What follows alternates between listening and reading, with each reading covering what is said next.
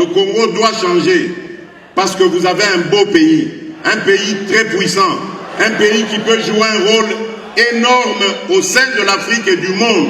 Et je vous fais le serment que d'ici la fin de mon mandat, vous allez voir un Congo nouveau, un Congo fort, un Congo puissant et prospère, un Congo qui va parler de l'Afrique à travers le monde entier.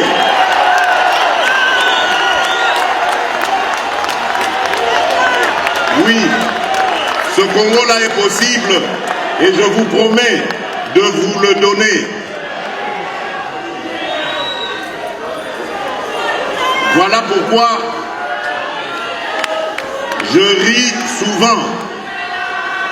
Je ris souvent lorsque j'entends la polémique sur les voyages présidentiels.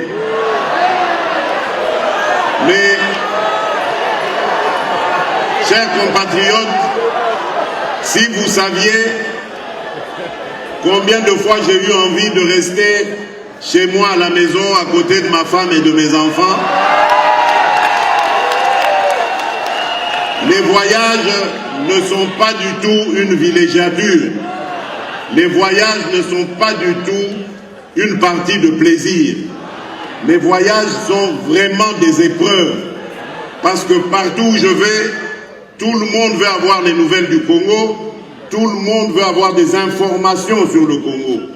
Et je fais un travail ensemble avec mes collaborateurs de chercher des investisseurs, de les rassurer, de tout faire pour les intéresser à venir chez nous, investir leurs capitaux et créer des emplois.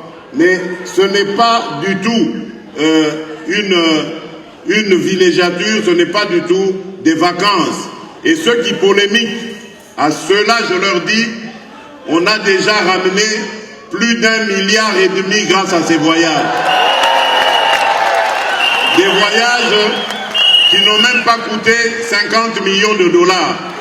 Mais on a déjà ramené plus d'1,5 milliard pour le Congo. Et nous allons continuer. Nous n'allons pas écouter ces mauvaises langues qui avaient déjà promis, rappelez-vous, qu'ils vont tout faire pour que les investisseurs ne viennent pas au Congo.